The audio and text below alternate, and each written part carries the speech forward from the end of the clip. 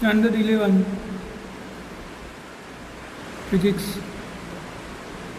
Chapter 5 આજે આપણે જોઈશું આઘાત. અગાઉ આપણે ન્યૂટનની ગતિનો બીજો નિયમ જોયો, F = dp/dt, એટલે કે વેગમાનમાં થતા ફેરફારનો સમય દર એની પર લાગુ પાડેલા પરિણામી બાહ્ય બળ જેટલો હોય છે, અને ન્યૂટનની ગતિનો બીજો નિયમ કહે છે. ડીપી એટલે વેગમાનમાં થયેલો ફેરફાર, તો વેગમાનમાં થયેલા ફેરફારનો સમય દર એની પર લાગુ પાડેલા પરિણામી બાહ્ય બળ જેટલો હોય છે, અને ન્યૂટનની ગતિનો બીજો નિયમ કહે છે. અને આપણે એના પરથી મૂલ્ય મેળવ્યું હતું બળનું, F = ma, એટલે કે દર અને પ્રવેગનો ગુણાકાર એની પર લાગુ પાડેલા બળ જેટલો હોય છે. તો આપણે લાસ્ટ ટાઈમ આ ન્યૂટનની ગતિના બીજા નિયમની ચર્ચા કરી હતી. હવે આપણે જોઈશું આઘાત, કે આઘાત શું છે. તો કોઈ એવા કિસ્સા હોય કે ખૂબ જ મોટા મૂલ્યનું બળ ખૂબ જ સૂક્ષ્મ સમય માટે લાગતું હોય, તો આવા કિસ્સામાં આપણે સમયગાળો શોધી શકતા નથી, એટલે કે બળ અને સમયને જુદા જુદા ગણવા શક્ય બનતા નથી. એટલા માટે આપણે શું કરીએ છીએ, માની લો કે એક દિવાલ છે અને અહીંયાથી દડો ફેંકવામાં આવે, તો દડો જ્યારે એને અથડાય તો એ અથડાઈને તરત જ પાછો આવશે. તો અથડાયો એક સમય ખૂબ જ સૂક્ષ્મ હોય છે, એટલે કે આ દિવાલ વડે આ દડા પર જે બળ લાગ્યું એ બળ લાગવાનો સમયગાળો ખૂબ જ સૂક્ષ્મ હોય છે. આવો સમયગાળો નોંધવો ખૂબ જ મુશ્કેલ છે. એટલે આવા કિસ્સામાં આપણે આ ન્યૂટનની ગતિના બીજા નિયમમાં ડીટીને અહીંયા લાવી દઈએ તો F/dt બરાબર શું થઈ જાય, dp.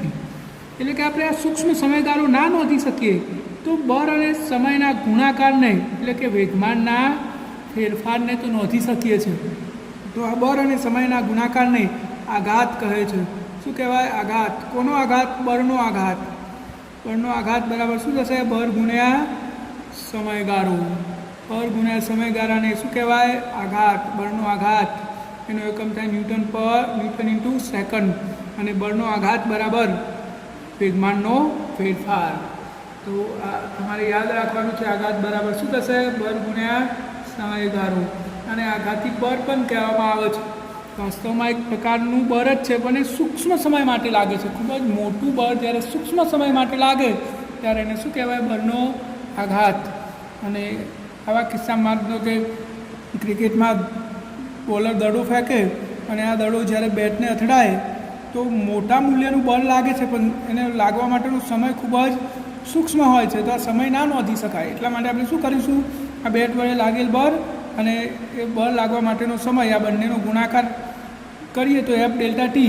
આ બંનેમાંથી કશું ના શોધી શકાય, એટલા માટે આપણે શું કરીશું, વેગમાનનો ફેરફાર શોધીશું. આ વેગમાનનો ફેરફાર આ બંનેના ગુણાકાર જેટલો હોય છે, તો આને આઘાત કહીશું.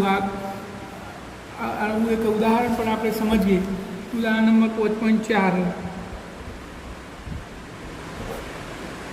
એક બેટ્સમેન બોલને તેની 12 મીટર પ્રતિ સેકન્ડની પ્રારંભિક ઝડપને બદલ્યા સિવાય સીધો બોલરની દિશામાં પાછો ફટકારે છે, એટલે કે સીધે સીધો સ્ટેટમાં ફટકારે છે. બોલનું દર આપેલું છે 0.15 kg. તો બોલ પર લાગતો આઘાત શોધો. આઘાત એટલે F∆t આપણે શોધવાનો છે. તો આપણે અહીંયા માન લો કે દડો અહીંયાથી ફેંક્યો, આ દડો બોલરે ફેંક્યો આમ કેટલી ઝડપથી, 12 મીટર પર સેકન્ડની ઝડપથી. અને અહીંયા બેટ વડે એને ફટકાર્યો દડાને. આપણું બેટ છે, બેટ વડે આ દડાને અહીંયાથી ફટકાર્યો અને દડો પાછો એ જ દિશામાં ગયો. ફટકાર્યો એટલે એના એ દિશામાં પાછો ગયો. તો પાછો ગયો એટલે -12 મીટર પર સેકન્ડ વેગ બદલાતો નથી, પણ એની દિશા બદલાઈ ગઈ. પહેલાં દડો આમ આવ્યો હતો અને બેટ વડે ફટકાર્યો તો આમ ગયો. તો હવે આપણે બળનો આઘાત શોધવો છે. બળનો આઘાત એટલે શું, F/dt બરાબર તો શું થાય, વેગમાનનો ફેરફાર. હવે વેગમાનનો ફેરફાર એટલે અંતિમ વેગમાન માઇનસ પ્રારંભિક વેગમાન, અને વેગમાન બરાબર શું થાય, દર અને વેગનો ગુણાકાર. તો દરાનું દર m અને અંતિમ વેગ v2, પ્રારંભિક વેગ v1, p બરાબર mv સૂત્ર પ્રમાણે. m દડાનું દર આપણે સામાન્ય કાઢ લઈએ તો v2 - p1. હવે m v2 કેટલો,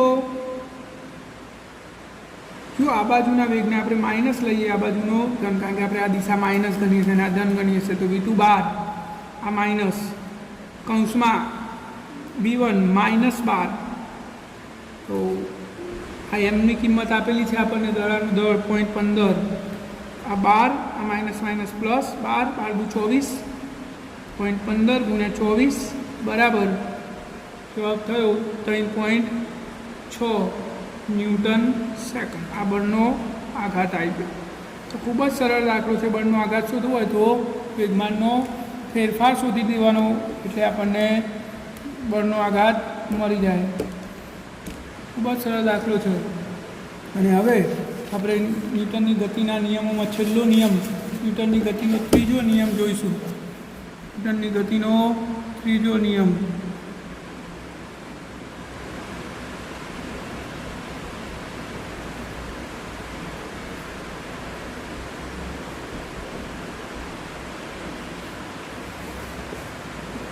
આપણે બીજા નિયમમાં શું થયું કે પદાર્થ પર બળ લાગે, પરિણામી ચોખ્ખું બાહ્ય બળ લાગે, એને વેગમાનમાં થતો ફેરફારનો સમય દર એના પર લાગુ પાડેલા બળ જેટલો હોય છે, તો F બરાબર ma.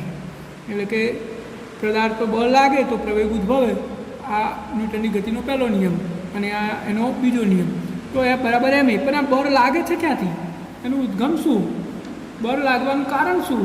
અથવા કોણ લગાડે છે? તો કોઈ પણ પદાર્થ હોય, વિશ્વમાં કોઈ પણ પદાર્થ હોય, માની લો કે એક પદાર્થ છે એ, તો આના પર લાગતું બળ એ બીજા કોઈ પદાર્થ વડે જ હોય. કોના વડે હોય? બીજા પદાર્થ વડે જ લાગતું હોય. એના એ પદાર્થ વડે એના પર બીજા પદાર્થ વડે લાગે છે. કોઈ પણ પદાર્થ પર લાગતું બળ બીજા કોઈ પદાર્થ વડે જ લાગતું હોય. કે એ ઉપર બળ લાગે છે તો એ બીજા કોઈ પદાર્થ બી વડે લાગતું હશે. ટૂંકમાં બળ ક્યારેય એકલું હોતું નથી, એ હંમેશા જોડમાં જ હોય છે. દાખલા તરીકે આપણે એવું સમજીએ કે આ એક સ્પ્રિંગ છે. આ સ્પ્રિંગને આપણે હાથ મૂકીને ઉપરથી દબાવીએ નીચે તરફ, તો આપણને એવો અહેસાસ થશે કે સ્પ્રિંગ દબાયા પછી આપણા હાથ ઉપર આ દિશામાં બળ લગાડે છે. એટલે કે બળ હંમેશા જોડમાં જ ઉદ્ભવે. આપણા હાથ વડે સ્પ્રિંગ પર લાગ્યું તો સ્પ્રિંગ વડે આપણા હાથ ઉપર લાગે છે. અને આ બળ હંમેશા બંને બળ સમાન મૂલ્યના અને પરસ્પર વિરુદ્ધ દિશાના હોય છે.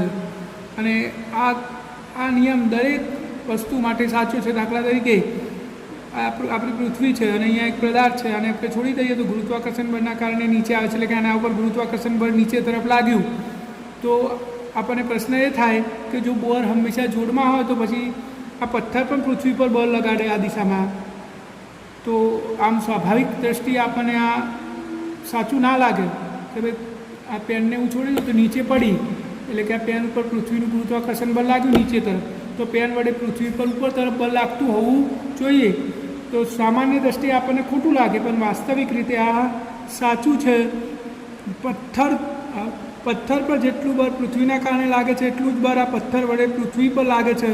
પરંતુ પૃથ્વીનું દળ અત્યંત વધારે હોવાથી એને આપણે અનુભવી શકતા નથી, કારણ કે કંઈ પૃથ્વી ગતિ કરીને ઉપર આવવાની નથી.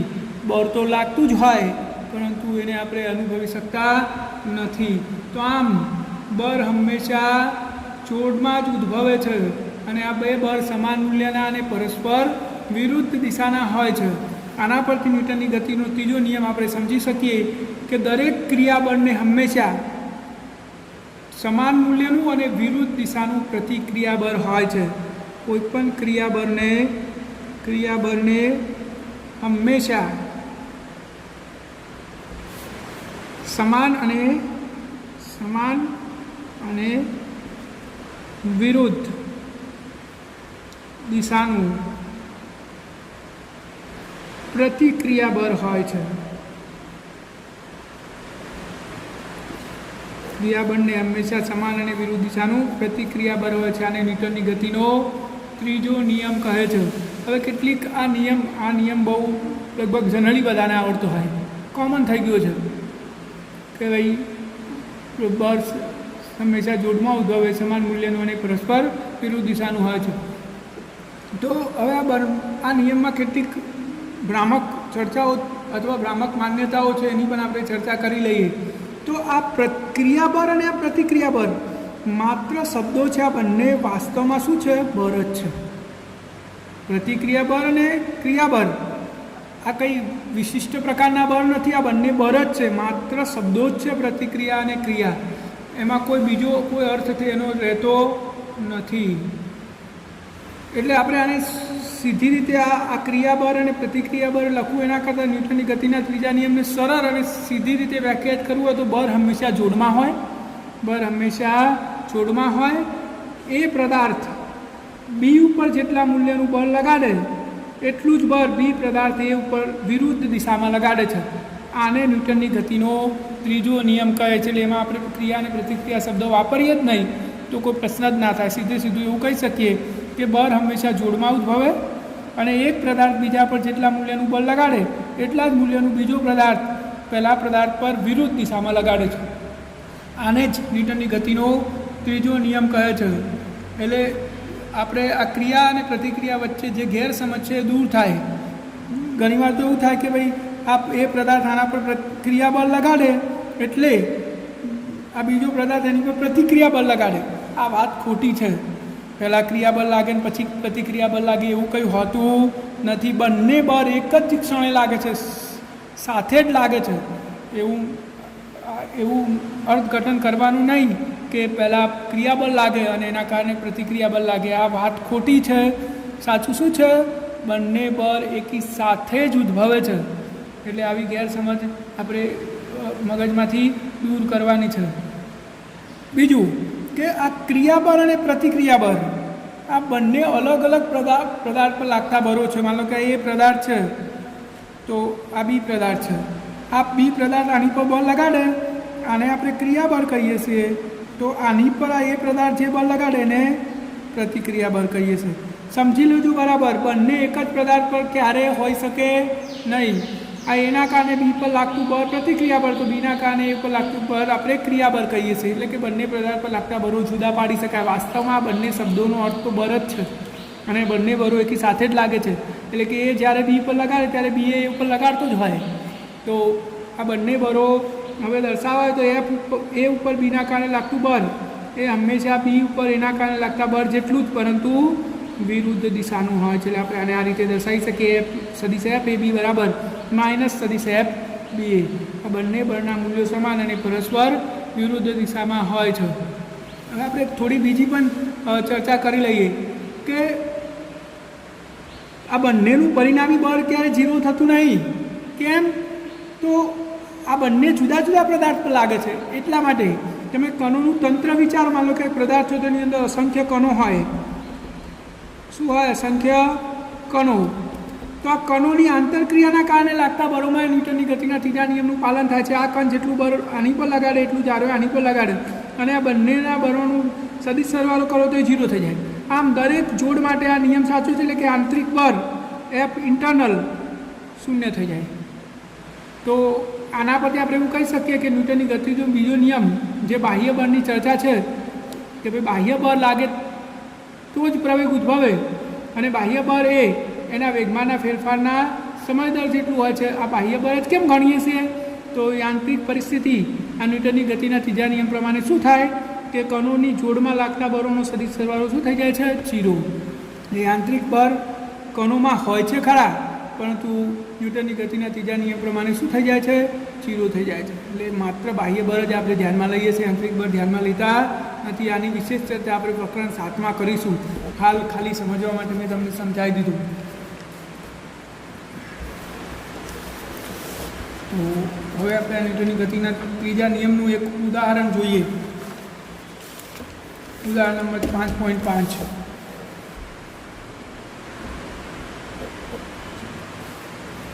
અહીંયા એક દિવાલ છે. બે કિસ્સા આપેલા છે. એક દિવાલ છે અને એક દડો અહીંયાથી યુ વેગથી આમ ગતિ કરે છે. તો સ્વાભાવિક છે અહીંયા અથડાશે અને અથડાઈને દડો એના એ દિશામાં રિટર્ન જશે યુ વેગથી જ. આ પહેલો કિસ્સો. બીજો કિસ્સો અહીંયા આપેલો છે. આ આપણી દિવાલ છે અને એ દિવાલ દડો અહીંયાથી આમ આવે છે. એટલે કે આ દિશા સાથે 30નો ખૂણો બનાવતી દિશામાં લંબ દિશા સાથે કેટલા ડિગ્રીનો? 30 ડિગ્રીનો ખૂણો. અને એટલા ને એટલા ખૂણે આમ જાય છે. આ કેટલા ડિગ્રીનો ખૂણો? 30 ડિગ્રી. ચલો અહીંયાથી દડો આવે છે, આકૃતિ પ્રમાણે દડો આમ આવે છે અને આમ જાય છે. આ બે કિસ્સા આપેલા છે. તો જુદા જુદા કોણે અથડાની ઝડપમાં કોઈ ફેરફાર વિના પરાવર્તન પામે છે, તો દરેક બોલને લીધે દિવાલ પર લાગતા બળની દિશા કઈ હશે? તો આ શું કહેવા માગે છે, પહેલાં રકમને સમજીએ. યુ વેગથી આવ્યો આ દડો અને દિવાલને લંબરૂપે અથડાયો, બરાબર, અને પાછો ગયો. વેગનું મૂલ્ય નહીં બદલાયું, માત્ર દિશા બદલાઈ. અહીંયા શું થયું? દડો ગતિ કરતાં કરતાં આવ્યો યુ વેગથી અને દિવાલ સાથે 60નો ખૂણો, આ દિવાલ સાથે 60નો, અને એની લંબ દિશા સાથે 30ના ખૂણે અથડાયો અને લંબ દિશા સાથે 30ના ખૂણે અથડાઈને પાછો ગયો. અહીંયા પણ વેગ નહીં બદલાતો, દિશા બદલાઈ. તો આપણે એવું સાબિત કરવાનું છે, શોધવાનું છે દિશા. આ દિવાલ વડે બોલ ઉપર લાગતા બળની દિશા, કઈ દિશામાં બોલ લાગ્યું હશે? તો આપણે અહીંયા વેગમાનના ફેરફાર શોધી દઈએ તો આપણને ખબર પડી જાય, કારણ કે આપણે લાગતા બળનું મૂલ્ય અને લાગતો સમય તો આપેલો નથી. તો હવે આપણે પહેલા કિસ્સા માટે, કિસ્સો એ અને આ કિસ્સો બી. કિસ્સા એ માટે ગણીએ તો કિસ્સા એમાં દડાની ગતિ એક્સ અક્ષ પર છે, એટલે એની વાય દિશામાં તો કોઈ બળ લાગવાનો પ્રશ્ન જ નહીં. આપણી આ એક્સ દિશા અને આ વાય દિશા, દિવાલ વાય દિશામાં છે, દડો એક્સ દિશામાં ગતિ કરે છે. તો દિવાલ વડે આની પર બળ કઈ દિશામાં લાગશે? તેથી દિવાલ વડે દડા પર, આ દડો આમ અથડાયો એક્સ અક્ષની દિશામાં, તો દડો આમ ગતિ કરી ગયો, એટલે કે દડા પર, દિવાલ વડે દડા પર ઋણ એક્સ દિશામાં બળ લાગે છે. આપણે હવે એને સાબિત કરવાનું છે. તો આપણે એફ ડેલ્ટા ટી બરાબર ડીપી આપણું બળનો આઘાતવાળું સૂત્ર વાપરીએ તો બળનો આઘાત તો આપણે ના શોધી શકીએ, પણ વેગમાનનો ફેરફાર શોધીએ, અને વેગમાનનો ફેરફાર જે તરફ આવે એ તરફ બળ લાગતું હશે તો આપણે એવું નક્કી કરી શકીએ દિશા. તો વેગમાનનો ફેરફાર શોધવો છે તો આ કિસ્સામાં, આ પહેલા કિસ્સામાં પ્રારંભિક વેગમાન શોધીએ. પ્રારંભિક વેગમાન એક્સ દિશામાં જ છે વેગમાન, એટલે પ્રારંભિક વેગમાનને હું P1 કહી દઉં. તો P1 બરાબર શું થશે? દડાનું દર એમ અને એનો વેગમાન એટલે દર અને વેગનો ગુણાકાર, MU થયું આ દિશામાં. હવે અંતિમ વેગમાન P2 બરાબર, જો વેગની દિશા બદલાઈ ગઈ, આમ થઈ ગઈ એટલે -u થઈ ગયું, અને બાકીનું બધું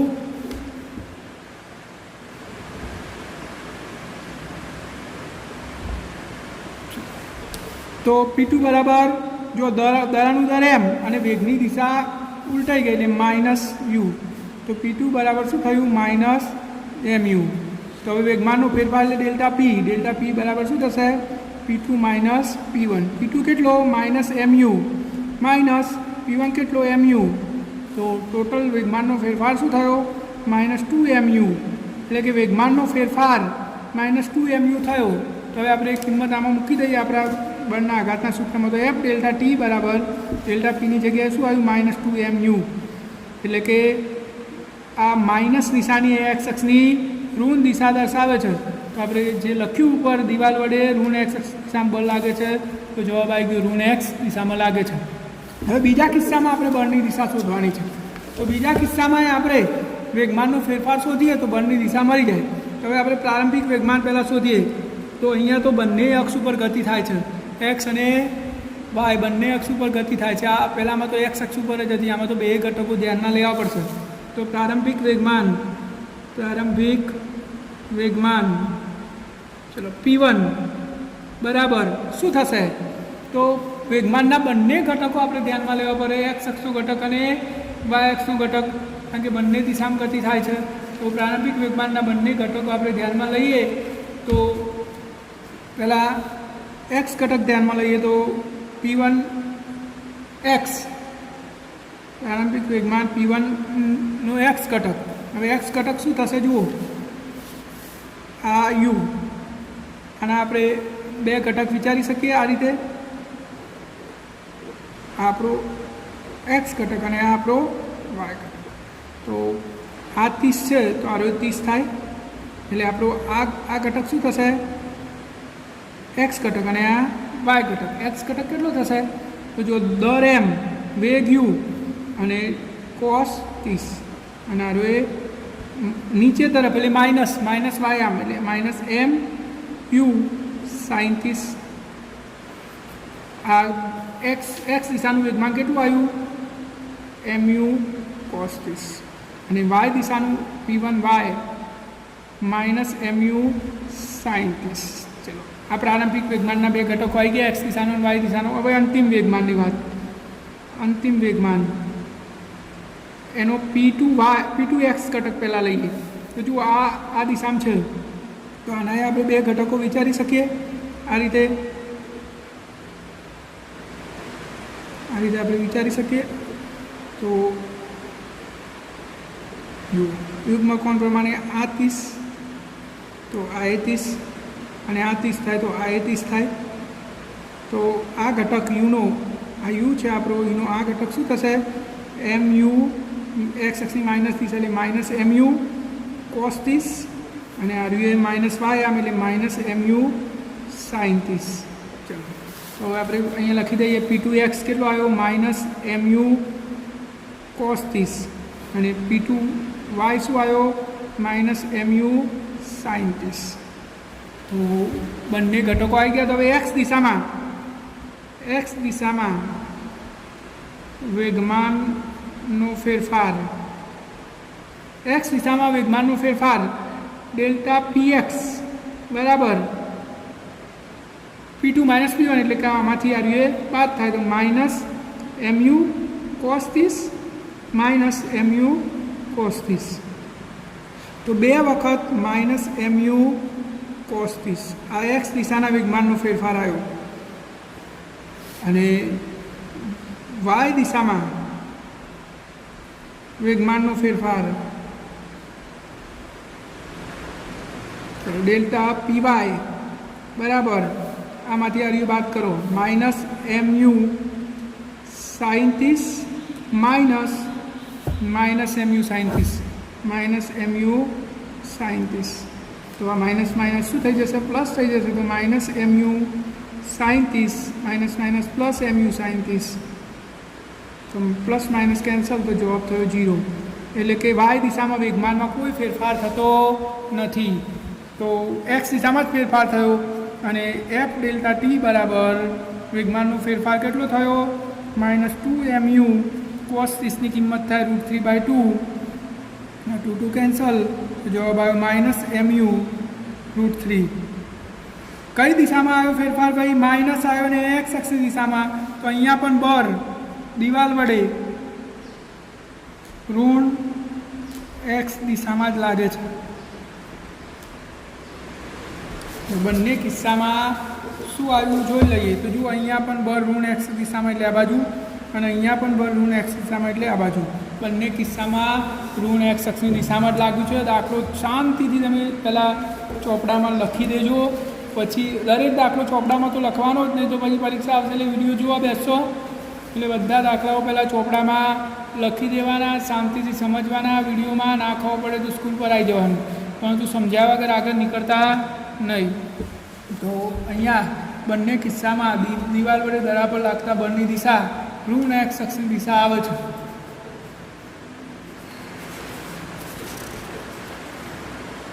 હવે જોઈએ આપણે વેગમાનનું સંરક્ષણ. નવો ટોપિક જોઈએ, વેગમાનનું સંરક્ષણ. વેગમાન એટલે તો આપણને ખબર છે p બરાબર દર અને વેગનો ગુણાકાર. વેગમાનનું સંરક્ષણ કઈ રીતે થાય છે હવે આપણે સમજવાનું છે. તો વેગમાન સંરક્ષણનો નિયમ કોને કહેવાય? તો આપણે હાલ જ ન્યૂટનની ગતિનો ત્રીજો નિયમ જોયો કે બળ હંમેશા જોડમાં ઉદ્ભવે છે, અને એક પદાર્થ બીજા પદાર્થ પર જેટલા મૂલ્યનું બળ લગાડે એટલા જ મૂલ્યનું બીજો પહેલાં ઉપર વિરુદ્ધ દિશામાં લગાડે છે. હવે આપણે આને એક ઉદાહરણ વડે સમજીએ. માનો કે આપણી જોડે એક બંદૂક છે, અને બંદૂકની અંદર બુલેટ એટલે કે ગોળી છે. હાલ બંને સ્થિર છે. હાલ આપણે બુલેટને ફાયર કરી નથી. આ સ્થિર સ્થિતિ છે, એટલે કે પ્રારંભિક સ્થિતિ. હવે બુલેટને આપણે ફાયર કરીએ તો શું થશે? અહીંયા હું ફાયર સ્થિતિ દર્શાવું. આપણે બુલેટમાં આ બંદૂકમાંથી બુલેટ ફાયર કરી દીધી, આ ફાયર કરી દીધી. તો હવે શું થશે એ આપણે સમજવાનું છે. તો જો બુલેટ છૂટે બંદૂકમાંથી, એટલે બંદૂક વડે બુલેટ પર જેટલા મૂલ્યનું બળ લાગ્યું હશે એટલા ને એટલા જ મૂલ્યનું બુલેટ વડે બંદૂક પર લાગ્યું હશે આ દિશામાં. એટલે કે આની પર આ દિશામાં લાગ્યું તો બંદૂક પર બળ બુલેટ વડે આ દિશામાં લાગ્યું હશે. સ્વાભાવિક છે કે આપણે બુલેટ ફાયર કરીએ તો બંદૂક પાછળ તરફ ધકેલાય છે, તો બંદૂક પર પાછળ તરફ બળ લાગ્યું અને બુલેટ પર આગળ તરફ. આ બંને બળના મૂલ્યો સમાન હોય અને દિશા વિરુદ્ધ હોય. આવું આપણે ન્યૂટનની ગતિના ત્રીજા નિયમમાં ભણી ગયા છીએ. હવે માન લો કે બંને બળ તો સરખા સમય માટે જ લાગ્યા હશે. બંદૂક વડે બુલેટ પર લાગેલું બળ અને બુલેટ વડે બંદૂક પર ડેલ્ટા ટી જેટલા સમય માટે લાગ્યા બંને બળ. તો આનો બળનો આઘાત શું થાય? બુલેટનો બળનો આઘાત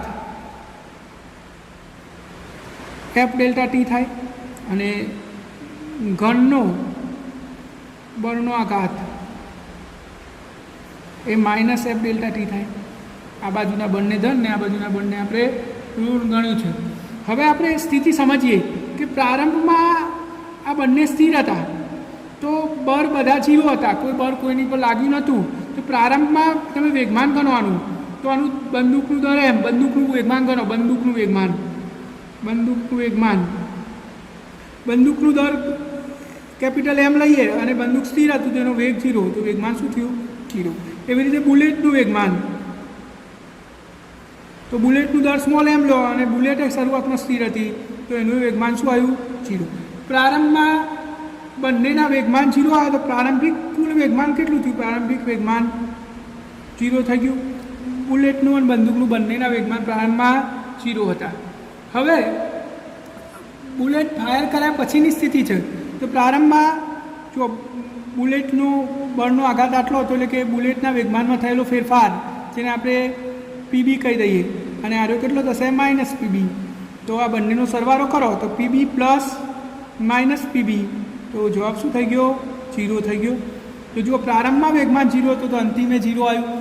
ટૂંકમાં એકદમ સિમ્પલ રીતે તમારે સમજવું હોય તો વેગમાન સંરક્ષણનો નિયમ શું કહે છે? તો જ્યાર સુધી તંત્ર પર પરિણામી બાહ્ય બળ ના લાગતું હોય, એટલે કે તંત્ર અલગ કરેલું હોય, આંતરિક દ્રષ્ટિએ અલગ કરેલું તંત્ર હોય, તો તંત્ર પર તંત્રનું કુલ વેગમાન અચળ રહે છે. શું થાય? વેગમાન અચળ રહે છે. એટલે કે બાહ્ય બળ ના લાગે તો તંત્રનું કુલ વેગમાન એમના એમ જ હોય, એમાં કોઈ ફેરફાર થતો નથી. બીજું ઉદાહરણ સમજીએ. માન લો કે એક બોમ્બ પડ્યો છે. અહીંયા બોમ્બ પોતાની રાસાયણિક પ્રક્રિયાના અત્યારે હાલ એનું વેગમાન શું થાય? બોલનું કુલ દર એમ અને સ્થિર પડ્યો છે એટલે એનો વેગ 0, તો વેગમાન શું થયું? 0 થયું. આ પ્રારંભિક વેગમાન 0 છે. હવે આની પર કોઈ બાહ્ય બળ ના લાગતું હોય અને એની આંતરિક ક્રિયાના કારણે બ્લાસ્ટ થઈ જાય અને એના ટુકડા થાય. એક ટુકડો આમ ગતિ કરે છે v1 વેગથી, એક ટુકડો આમ ગતિ કરે છે v2 વેગથી. આનું દર m1, આનું દર m2, આનું દર m3 અને આ બાજુ v3 વેગથી ગતિ કરે છે. જો આની પર કોઈ બળ નહીં લાગ્યું એમ છતાં એ બ્લાસ્ટ થઈ ગયું એની પોતાની આંતરક્રિયાના કારણે, અને 3 ટુકડાઓ જુદા જુદી દિશામાં ગતિ કરે તો આ ત્રણેયના વેગમાનનો સરવાળો, જુઓ પ્રારંભમાં વેગમાન કેટલું હતું? 0.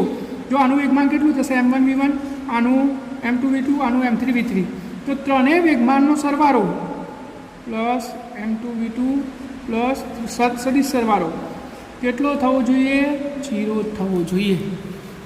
કારણ કે પ્રારંભમાં વેગમાન 0 હતું, હવે કોઈ બાહ્ય બળ નહીં લાગ્યું અને બ્લાસ્ટ થયો છે, તો આ ત્રણેય ટુકડાના વેગમાનનો સદિશ સરવાળો શું થવો જોઈએ? 0 થવો જોઈએ. આને જ વેગમાન સંરક્ષણનો નિયમ કહે છે. તો તમારે ટૂંકમાં એટલું યાદ રાખવાનું કે જો તંત્ર પર લાગતું પરિણામી બાહ્ય બળ 0 હોય તો તંત્રનું કુલ વેગમાન અચળ રહે છે. એટલે બાહ્ય બળ ના લાગે તો પ્રારંભમાં જેટલું વેગમાન હોય એટલું જ અંતિમ થવું જોઈએ. આને જ વેગમાન સંરક્ષણનો નિયમ કહે છે. અને હવે આપણે આગળનો ટોપિક જોઈએ, કણનું સંતુલન. કણનું સંતુલન. તો સંતુલિત સ્થિતિ કોને કહેવાય એ પહેલાં આપણે સમજી લઈએ. સંતુલનનો અર્થ સ્થિર થતો નથી. તમને એવું થાય કે સંતુલન એટલે સ્થિર, પરંતુ સંતુલનનો અર્થ સ્થિર થતો નથી. સંતુલનનો અર્થ થાય કે પરિણામી બાહ્ય બળ પરિણામી બાહ્ય બળ શૂન્ય હોય તો એને સંતુલિત સ્થિતિ કહેવાય. મગજમાં આ વાત ઘુસાડી દો બરાબર. સંતુલિત સ્થિતિ એટલે શું? તો સંતુલિત સ્થિતિ એટલે પદાર્થ પર લાગતું પરિણામી બળ અથવા ચોખ્ખું બળ શૂન્ય હોય એને સંતુલિત સ્થિતિ કહેવાય. સ્થિર પદાર્થની સંતુલિત સ્થિતિ કહેવી એ સાચું નથી. તો હવે આપણે આ નિષ્કર્ષ પર આવીએ તો જો પરિણામી બાહ્ય બળ શૂન્ય હોય તો પ્રવેગ શું હોય? શૂન્ય. એટલે આપણે કોને સંતુલિત સ્થિતિમાં કહી શકીએ? તો કોઈ સ્થિર પદાર્થ હોય તો આને આપણે સંતુલિત અવસ્થામાં કહી શકીએ, કારણ કે આની જોડે પ્રવેગ નહીં. એટલે કે આની પર લાગતું પરિણામી ચોખ્ખું બળ શૂન્ય હશે. કઈ રીતે? વજન બળ mg નીચે તરફ અને લંબ પ્રતિક્રિયા બળ ઉપર, આ બંને સરખા અને વિરુદ્ધ દિશામાં છે. આની પર લાગતું પરિણામી બળ શું હશે? શૂન્ય. એટલે આને સંતુલિત સ્થિતિને, આ સ્થિર સ્થિતિને સંતુલિત સ્થિતિ કહી શકીએ. એવી જ રીતે કોઈ અચળ વ્યક્તિ ગતિ કરતો હોય, વી અચળ, તો આને સંતુલિત સ્થિતિ કહેવાય. શું કહેવાય? સંતુલિત સ્થિતિ. કારણ કે વી અચળ તો એ શું થઈ ગયું? 0. એ 0 એટલે એફ શું? 0. તો આ એ કઈ સ્થિતિ કહેવાય? સંતુલિત સ્થિતિ. આને આપણે સંતુલિત સ્થિતિ કહી શકીએ. તો બીજા કોને સંતુલિત સ્થિતિ કહી શકાય? માનો કે એક પદાર્થ છે, આની પર આ દિશામાં એફ બળ લાગ્યું, F1 બળ લાગ્યું અને આ દિશામાં F2 બળ લાગ્યું. જો F1 = -F2 થાય, એટલે કે આ બે બળ સમાન મૂલ્યના અને પરસ્પર વિરુદ્ધ દિશાના થઈ જાય તો આ સંતુલિત સ્થિતિ કહેવાય. સમાન મૂલ્યની પરસ્પર વિરુદ્ધ દિશા, તો પરિણામી બળ શું થઈ જાય? 0. ફોર એક્ઝામ્પલ, આની પર 5 ન્યૂટન આ બાજુથી લાગ્યું અને 5 ન્યૂટન આ બાજુથી લાગતું, આના પર લાગતું પરિણામી બળ 0 થઈ ગયું. તો આને કઈ સ્થિતિ કહેવાય? સંતુલિત સ્થિતિ કહેવાય. આ બળ, બે બળના કિસ્સામાં 3 બળ હોય તો શું થાય? માન લો કે એક બળ આમ લાગે છે F1, એક બળ આ બાજુ લાગે છે F2 અને એક ત્રીજું બળ આમ લાગે છે F3. તો આ સંતુલિત સ્થિતિમાં છે. એવું ક્યારે કહેવાય? તો આ બે બળ, આ ત્રણેય બળનો સદિશ સરવાળો, એટલે કે F1 + F2 સદિશ + F3 સદિશ = શું થવું જોઈએ? 0. એટલે કે આ બંને બળનું મૂલ્ય આ ત્રીજા બળના જેટલું અને વિરુદ્ધ દિશાનું થવું જોઈએ, તો જ આપણે સંતુલિત સ્થિતિ કહી શકીએ.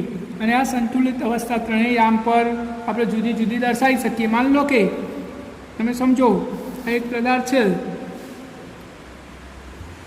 છે, આની પર 5 ન્યૂટન બરાબર લાગ્યું x અક્ષની દિશામાં અને 5 ન્યૂટન x અક્ષની ઋણ દિશામાં લાગ્યું. તો આ પદાર્થ x અક્ષ ઉપર સંતુલનમાં છે કે નહીં? હા કે ના? તો હા, કારણ કે આનું પરિણામી બળ શું થશે? x અક્ષનું Fx બરાબર શું થશે? 0 થઈ જાય. આ બાજુ 5 ન્યૂટન અને એની વિરુદ્ધ દિશામાં 5 ન્યૂટન. આ x અક્ષની દિશામાં લાગતું કુલ બળ કેટલું છે? અહીંયાથી માનો કે 10 ન્યૂટન બળ લાગ્યું. તો હવે આ પદાર્થ સંતુલનમાં છે? તો પદાર્થ સંતુલનમાં નથી. પરંતુ કોઈ એમ કહે કે x અક્ષની દિશામાં સંતુલનમાં છે? તો હા, x અક્ષની દિશામાં સંતુલનમાં છે, પણ y દિશામાં સંતુલનમાં નથી. હવે જો ઉપર તરફ બીજું 10 ન્યૂટન લાગે તો હવે આ પદાર્થ સંપૂર્ણ સંતુલિત સ્થિતિમાં કહી શકાય. હજુ y દિશામાં એ સંતુલનમાં હોઈ શકે. તો આપણે ત્રણેય દિશામાં પદાર્થનું સંતુલન દર્શાવી શકીએ છીએ. અને ત્રણેય દિશામાં જો સંતુલનમાં હોય તો પદાર્થ સંપૂર્ણ સંતુલિત સ્થિતિમાં કહેવાય, સંતુલન કહેવાય. જો એક યામ પર સંતુલનમાં હોય ને એક યામ પર ના હોય તો એને સંપૂર્ણ સંતુલિત સ્થિતિ ના કહેવાય. એ યામ પૂરતી સંતુલિત સ્થિતિ આપણે કહી શકીએ. આને સમજવા માટે આપણે એક ઉદાહરણ જોઈએ એટલે આપણને વધારે ખ્યાલ આવશે. તો ઉદાહરણ નંબર 5.6. અહીંયા આપણને એક આકૃતિ આપેલી છે. આ એક દિવાલ અથવા એક છત છે, ધાબા પરથી એક દોરીને લટકાયેલી છે. દોરી વડે પથ્થર લટકાયેલો છે. જો આમાં આવી સ્થિતિ હશે, પથ્થર છે. હવે અને અહીંયાથી આપણે આમ ખેંચીએ છીએ 50 ન્યૂટન બળ લગાડીને, એટલે આવું થઈ જશે. જુઓ, પહેલાં પથ્થર દોરી વડે સીધો લટકતો હતો, પણ સમક્ષ દિશામાં 50 ન્યૂટન બળ લગાડીને એને આમ ખેંચીએ તો આવી સ્થિતિ થઈ જાય.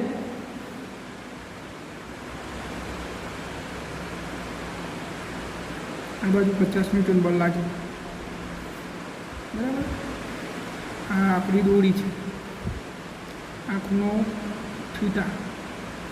આવી આકૃતિ આપણને આપેલી છે. અને આકૃતિમાં એવું કીધું છે કે 6 kg દળને 7 થી 2 મીટર દોરીના છેડા વડે લટકાયેલ છે.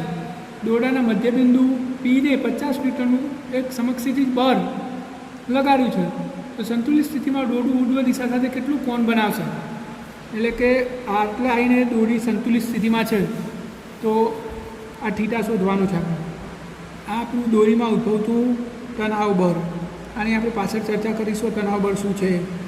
તો અહીંયા તણાવ બળ લાગશે ઉપર તરફ, અને આ પદાર્થનું દર વજન બળ જેને કહીએ છીએ આપણે mg, આટલા બળો લાગે. જુઓ હવે દરેક દાખલામાં આવું કરવાનું આવશે એટલે બરાબર સમજી લો આ પદાર્થ છે તો પદાર્થ પર ગુરુત્વાકર્ષણ બળ લાગે, અને ગુરુત્વાકર્ષણ બળને તો આપણે વજન બળ કહીએ છીએ. વજન બળ એટલે કેટલું mg. નીચે તરફ આ પદાર્થ નીચે નહીં પડી જતો એટલે દોરી આમ ઉપર તરફ ખેંચી રાખ્યું છે, જેને આપણે ખેંચાણ બળ અથવા તણાવ બળ કહીએ t. અહીંયા આપણે દોરીને આ તરફ ખેંચી છે પકડીને 50 ન્યૂટન બળથી, અને દોરી ઉપરથી નીચે નહીં આવી છે એટલે કે ઉપર તરફ બીજું ખેંચાણ બળ લાગતું હશે તણાવ બળ t. તો આપણે આ બળો દર્શાવી દીધા. આ દોરીમાં ઉદ્ભવતું તણાવ બળ T1 અને અહીંયા ઉદ્ભવતું તણાવ બળ T2 આપણે લઈ લઈએ. હવે આપણે આ દાખલો ગણવાનો છે. તો દોરી સંતુલિત સ્થિતિમાં છે એવું કીધું છે, અને સંતુલિત સ્થિતિ એટલે શું? દોરી પર લાગતા બધા બળોનો સદિશ સરવાળો 0 થવો જોઈએ. આ દોરી પર લાગતા બધા બળો આપણે ગણી લઈએ. જો એક આબાટ લાગે છે, આ આપણે પોઈન્ટ P કહી દઈએ, તો P પોઈન્ટ ઉપર લાગતા બધા બળોનો સદિશ સરવાળો 0 થવો જોઈએ. તો જો એક બળ આર્યું, એક બળ આર્યું અને એક બળ આ 3 બળ લાગે છે T1, T2 અને 50 ન્યૂટન. તો આ ત્રણેય બળનો સદિશ સરવાળો શું થવો જોઈએ? 0. તો P બિંદુ આગળ લાગતા બળો આપણે પહેલાં અહીંયા બળોનું લિસ્ટ બનાવી દઈએ. પહેલું બળ કયું? T1. બીજું બળ કયું? T2. અને ત્રીજું બળ કયું? 50 ન્યૂટન. આ 3 બળ લાગે છે. આ ત્રણેય બળનો સદિશ સરવાળો શું થવો જોઈએ? 0. તો જ સંતુલિત કહેવાય. તો આ 3 બળનો સદિશ સરવાળો 0 થવો જોઈએ. બરાબર? આ ત્રણેય બળનો સદિશ સરવાળો શું થવો જોઈએ? 0. હવે આપણે સદિશ સરવાળો કરો તો ત્રણેય બળની દિશા આપણને ખબર હોવી જોઈએ. તો આપણે અહીંયા યામાક્સ પદ્ધતિ સ્વીકારી લઈએ. આ પોઈન્ટ P બરાબર આપણું તણાવ બળ છે, આ આપણું તણાવ બળ T1, આ આપણી સીધી દિશા, આ ખૂણો આપણે થીટા લીધો છે, આ બાજુ 50 ન્યૂટન બળ લાગે છે, અને આ બાજુ T2 લાગે છે. બરાબર? આ આપણું ઉગમ બિંદુ લઈ લઈએ આપણે. તો જુઓ આ થીટા છે એટલે T1નો આ ઘટક શું થશે? T1 cos થીટા, અને આ ઘટક શું થાય? T1 sin theta. જેની સાથે થીટા હોય એને આપણે cos થીટા ઘટક લઈએ છીએ. તો T1નો આ ઘટક છે T1 cos થીટા, અને આ ઘટક છે T1 sin થીટા, અને આ આપણું 50 ન્યૂટન, અને નીચે T2. આ એક બ્લોક ડાયાગ્રામ બનાવ્યો આપણે સિમ્પલ, કે ભાઈ આ T1 અહીંયા લાગતું હતું, એના બે ઘટક લઈ લીધા. આ થીટા છે તો આ T1 cos થીટા, અને આ એની લંબ બાજુ T1 sin થીટા. આ તો આપેલા જ છે બે. તો સંતુલન માટે શું થવું જોઈએ? સંતુલન માટે ચલો x દિશામાં, આ રહી x દિશા, આમાં શું થવું જોઈએ? આ બાજુનું બળ બરાબર આ બાજુનું બળ. તો T1 sin થીટા બરાબર 50. આ એક સમીકરણ થઈ ગયું. હવે y દિશામાં સંતુલન માટે, y દિશાના સંતુલન માટે આપણે શું ગણી શકીએ? y દિશાના સંતુલન માટે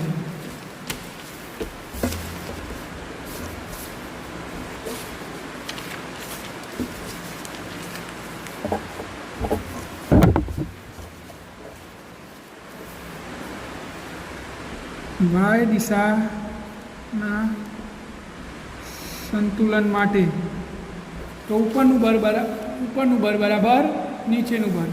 હવે ઉપરનું બળ છે T1 cos થીટા, અને નીચેનું બળ છે T2. કંઈક બીજું સમીકરણ બની ગયું. બરાબર? હવે આપણે અહીંયા આવી જઈએ પાછા આપણી મૂળ આકૃતિ પર. જુઓ આ T2 આ mg, આ સંતુલન છે. તો સંતુલનમાં શું થશે? આ બ્લોક ઉપર લાગતા બંને બળો સમાન મૂલ્યના અને વિરુદ્ધ દિશાના હશે. તો T2 બરાબર mg થાય. તો જ બ્લોક સ્થિર હોય ને, ઉપરનું બળ બરાબર નીચેનું બળ. તો બ્લોક માટે આ બ્લોક નીચે તરફ mg અને ઉપર તરફ T2. તો બ્લોક માટે T2 બરાબર શું થશે? mg. તો એ કિંમત આપણે આમાં ટ્રાન્સફર કરીએ તો T1 cos θ થીટા બરાબર T2ની જગ્યાએ mg. આ સમીકરણ નંબર 3. તો હવે આપણે સમીકરણ 1 અને સમીકરણ 3નો ગુણોત્તર લઈ લઈએ. સમીકરણ 1 અને 3નો ગુણોત્તર તો 1 T1 sin θ ભાગ્યા T1 cos θ બરાબર 50 ભાગ્યા mg. સોરી, ઉપર T1 sin θ છે ને, T1 sin θ બરાબર 50 બરાબર છે, T1 cos θ બરાબર mg બરાબર છે. તો T1 કેન્સલ, sin θ ભાગ્યા cos θ બરાબર tan θ. આ 50 પદાર્થનું દર કેટલું આપેલું છે? પદાર્થનું દર આપણને આપેલું છે 6 અને ગુરુત્વ પ્રવેગ g 10 લેવાનું છે. તો tan θ બરાબર 50 ભાગ્યા 60, therefore tan θ બરાબર 5 ભાગ્યા 6, therefore tan θ બરાબર 5 ભાગ્યા 6 0.83 0.83 અને તમે નેચરલ ટેન્જન્ટમાં જોશો તો જવાબ આવશે એપ્રોક્સિમેટલી 40 ડિગ્રી. તો આજે દિવાલ સમક્ષ શિરોલંબ દિશા સાથે કેટલો ખૂણો આવ્યો? 40 ડિગ્રી.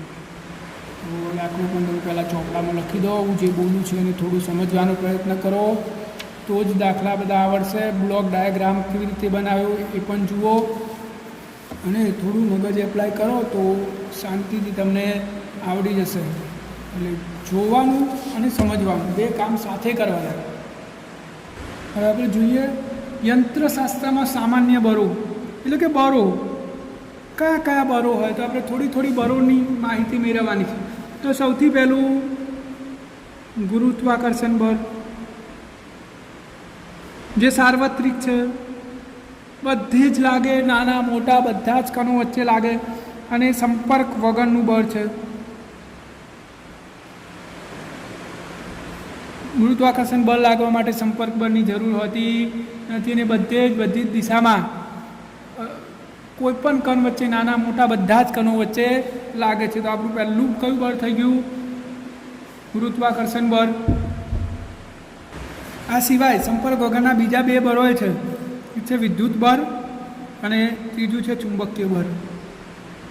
આ સિવાયના જે બળો છે બાકીના એ બળો છે સંપર્ક બળો. આ ત્રણ તો સંપર્ક વગર લાગે છે અને સિવાયના બાકીના બળો યંત્રશાસ્ત્રમાં સંપર્ક બળો છે. સંપર્ક બળોનો અર્થ શું થાય કે જ્યારે દ્રવ્ય એકબીજાના સંપર્કમાં આવે, માનો કે પાણી કોઈ ઘન પદાર્થના સંપર્કમાં આવે તો આ સંપર્કમાં આવ્યું ત્યારે શું ઉદ્ભવે છે?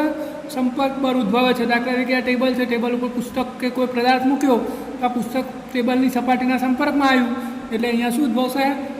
સંપર્ક બળ ઉદ્ભવશે. તો આવા સંપર્ક બળોનો આપણે અભ્યાસ કરવાનો છે. જો આ સંપર્ક બળના બે ઘટક હોય છે. આ જે સંપર્ક સપાટીના, માનો કે આ ટેબલની સપાટી છે એની પર આપણે એક પદાર્થ મૂક્યો તો આ સપાટીના સમાંતર જે ઘટક હોય એને ઘર્ષણ બળ કહે છે. કયું બળ? ઘર્ષણ બળ. અને આ સપાટીને જે લંબ લાગે એને લંબ ક્રિયા બળ અથવા લંબ પ્રતિક્રિયા બળ કહે છે. કયું બળ કહેવાય એને? લંબ પ્રતિક્રિયા બળ. આ જે સંપર્ક થયો એને સમાંતર ઘટકને ઘર્ષણ બળ કહેવાય અને આ બિલકુલ લંબ ઘટકને આપણે લંબ પ્રતિક્રિયા બળ કહીશું. તો આપણે અહીંયા યંત્રશાસ્ત્રમાં 3 સંપર્ક વગરના બળો અને બાકીના બીજા બધા બળો સંપર્ક બળો છે. અને જ્યારે પદાર્થ એકબીજાના સંપર્કમાં આવે ત્યારે સંપર્ક બળ ઉદ્ભવે છે અને સંપર્ક બળને બે ઘટક છે. સંપર્ક બળના બે ઘટક કયા કયા? એક સમાંતર ઘટક અને બીજો લંબ ઘટક. સમાંતર ઘટકને ઘર્ષણ બળ કહેવાય અને લંબ ઘટકને લંબ પ્રતિક્રિયા બળ કહે છે. યાદ રાખજો, બરાબર. આ સિવાય તરલમાં જ્યારે કોઈ પદાર્થને ડૂબાડવામાં આવે, પાણી છે માન લો કે, અને પાણીમાં કોઈ પદાર્થને આપણે ડૂબાડીએ તો જ્યારે આ પદાર્થ અંદર ડૂબે ત્યારે આ તરલ દ્વારા એની પર ઉત્પ્લાવક બળ લાગે છે. કયું? ઉત્પ્લાવક બળ. આપણે પાછળ ચર્ચા કરીશું ઉત્પ્લાવક બળની.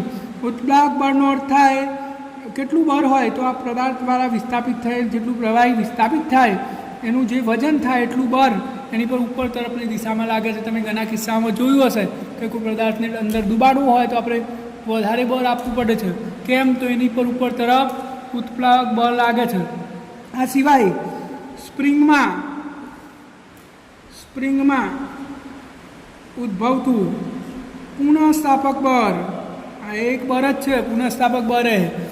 આપણે સ્પ્રિંગને દબાઈએ અથવા એની સામાન્ય સ્થિતિમાંથી એને દબાઈએ આમ અથવા એને ખેંચીએ તો આપણને અનુભવ થશે કે આપણે દબાઈએ તો આપણા હાથ ઉપર તરફ બળ લાગે છે અને જો ખેંચીએ તો નીચે તરફ બળ લાગે છે.